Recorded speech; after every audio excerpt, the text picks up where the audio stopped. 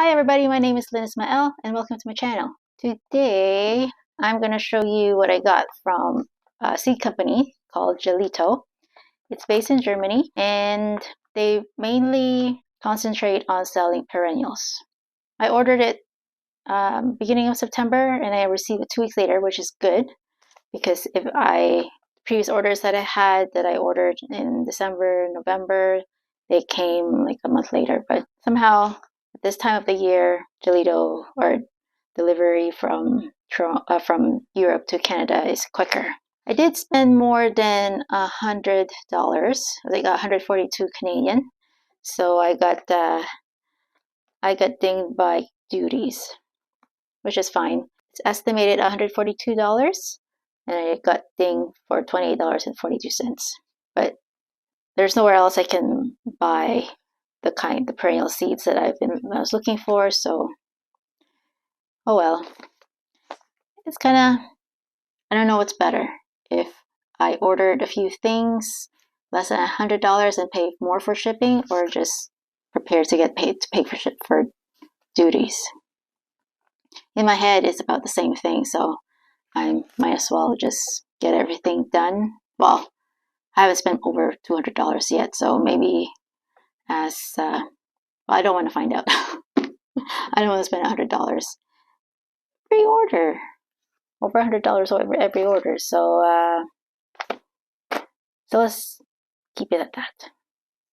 Anyway, so my plan is to show you what my seeds look like, or not my seeds. I'm gonna show you what seeds I got, and at the same time, if they're meant to be stratified, then I'll have my bags of clear bags and some coffee filters to get me to the job. Oh, and well, inside this plastic is a spray bottle with water. Well, 1 part hydroxy peroxide, 1 part hydrogen peroxide and 9 parts water, just to moisten the soil, and just to moisten the seed and make the germination quicker. It'll make sense once I start doing this, once I start opening it up. So, let's see. Remove stub and pull sheet from left. Okay, from this way.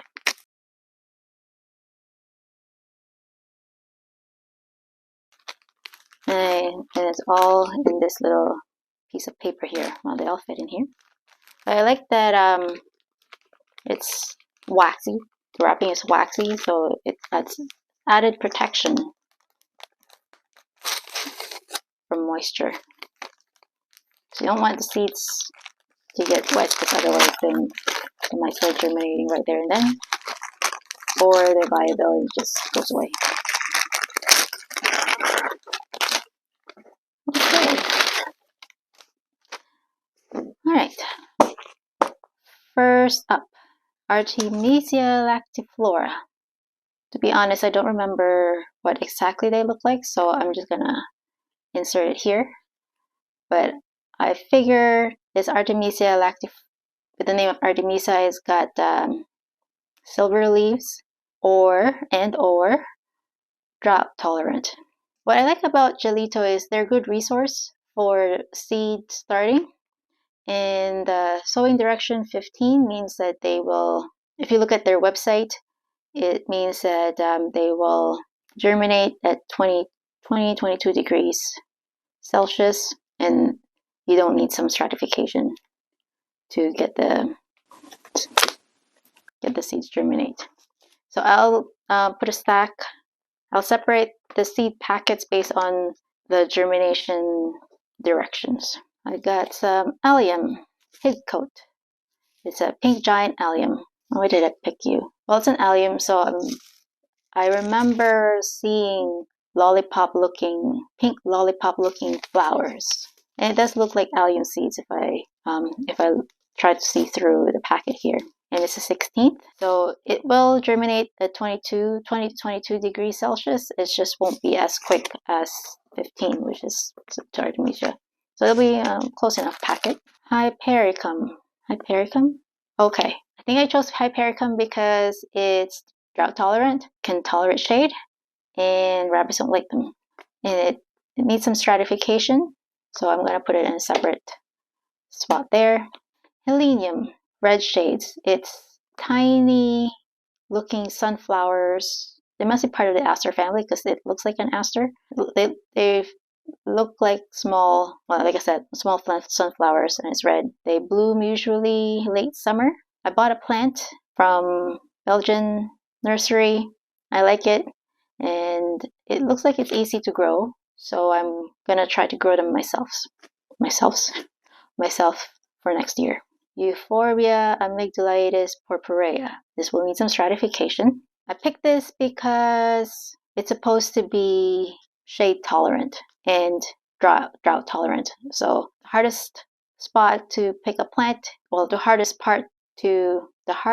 location to garden it is dry shade. So I'm hoping that I can germinate a few of these and put them in spots in my garden that has dry shade. Right plant, right place.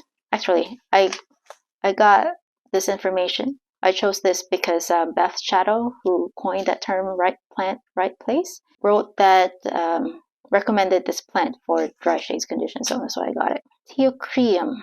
This is fast germinating. Well, it'll germinate without stratification. I don't remember. Well, it looks interesting, and I think it's just marginal in my area. But according to Jelitto, it should flower in the first season. So even if they don't make it after next year, then at least they bloom and I get to enjoy their color. I think they're blue. Betulia gracilis. Could be a seed. Oh no, yeah, could be a seed. Could be a grass. Could be grass. Yes, it is grass. Forget the common name, but it's one of those. It looked like hair strands with little square heads bobbing in the wind. So I picked it, and maybe it'll make for a great airy textural element to flower arrangements. I also got some Jasmathium latifolium northern sea oats. Now I have to remind myself what the germination, what 20 is. I'll write down somewhere in the caption below what the instruction is here, because I'm not familiar. I don't usually come across with 20. But it likes moist. Well, not moist. It likes moisture. It likes damper soil. It can tolerate shade. So it's gonna be on my damp bed. Linaria purpurea Canon went. This is drought tolerant. It will need some stratification, but it looks like thin, skinny candles that looks like snapdragons. Because they're perennial, I don't have to plant them all the time. Although they're tender perennial, so every few years I'll have to start more. But if they're happy where they are, they could self-seed, and then maybe I won't have to keep starting them myself. So this needs stratification, so I'll put it in a pile there. Lychnis coronaria. Lychnis coronaria, drought tolerant. I have the Angel's Blush Lychnis coronaria already in the garden, but I want the hot pink one. So I got these, and they should be easy to start from seed. Nepeta racemosa, variety Felix. This is a Nepeta that is tolerant to shade, or part shade at least, and dry condition. That's why I chose it, and it should be easy to germinate. Penstemon etonii. It's a red penstemon that's drought. Well, most penstemons are drought tolerant, but I like the idea of red tubular shaped flowers because they will attract hummingbirds. And I think they grow up to 3 feet tall with some wiry or ferny looking leaves, or willowy looking leaves, not ferny. Willowy looking leaves. That's why I chose it. So I'll give that a try. Platycodon, this ball balloon flower that is white. The variety is Hakone white. So instead of the balloon flower you find in nurseries that are meant for bedding, these are meant for cutting. So, and it's a perennial. So I'm hoping that they'll keep coming back every year. Pycnanthemum muticum. That is mountain mint. I tried growing I started mountain mint this spring, and they germinated, but somehow I killed them. So I'm trying again. Gladiolus, ooh, that's interesting. Gladiolus communis. It's a type of gladiolus that's perennial. It's not the showy big gladiolus you see in cut flowers, but they're meant for the landscape. They could be used for cut flowers too, but it won't be as showy, so it's just some accent. I'm not sure how long it'll take for them to flower from seed. I'll give it a try anyway. At least they'll have a nice, hopefully, nice foliage, so they'll still add interest to the landscape. This will need some stratification. Now, with Jelitto, they have a line called Gold Nugget, and what that means is that what the seeds that need stratification, well, they found a way to make them germinate easier. That's why they're more expensive. But instead of 50-ish seeds per packet on the regular ones, these are 1,000 seeds. That's okay, I can share. So, first one I got is a Primula Bulliana. Primula Bulliana. And my friend Jane gave me some primulas 2 years ago, or a year ago. And this spring, it bloomed. One of the first things that bloomed in the garden, and it just added color. So I want more of those. And I thought I'd start more primulas. Apparently, they are rabbit resistant or rabbit tolerant. So I'm hoping, well, I have 1,000 seeds here, so I can sacrifice a few to see if the rabbits will touch them or not. Yeah, I just want some early spring colors. I have Gentiana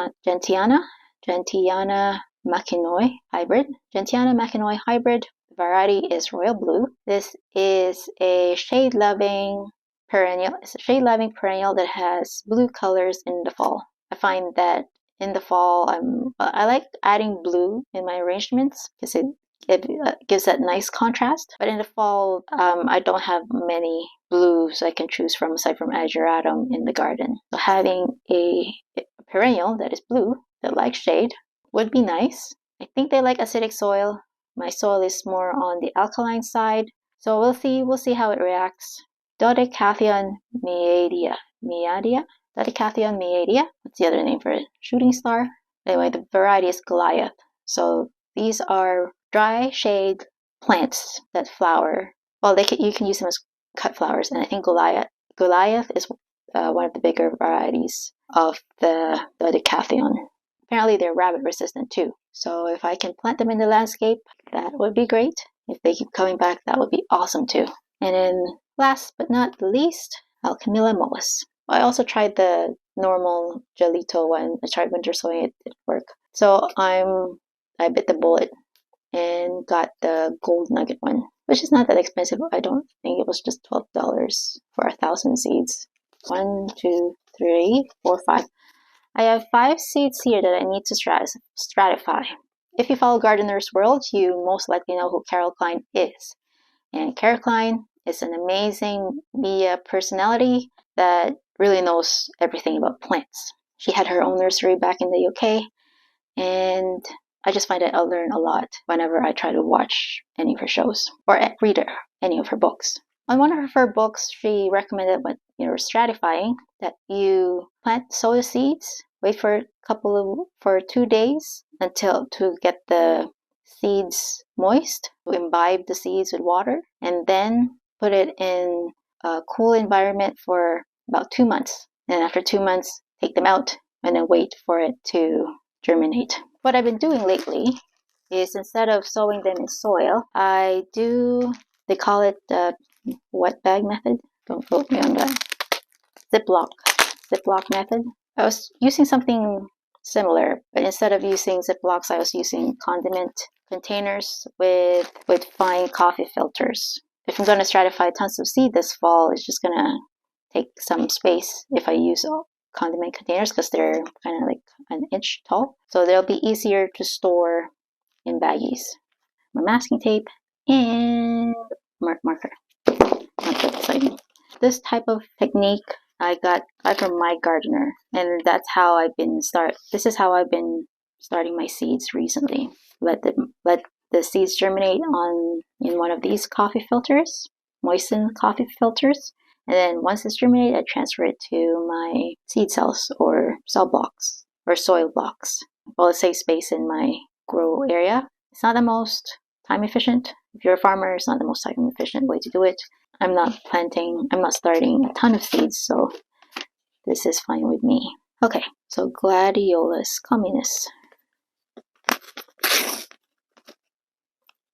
Perhaps I should do a close-up of this.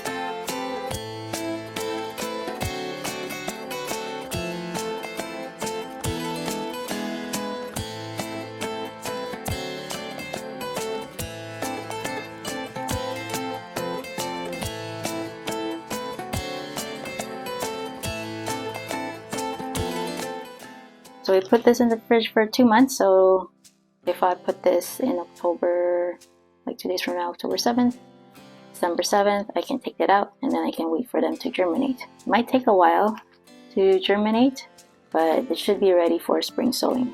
If you reached the end of this video, thanks so much for watching. If you haven't liked or subscribed, just feel free to do so. It just helps other people find my content who might also find what I'm doing here on YouTube interesting. I try to show up here every Thursday, so until I see you again, bye.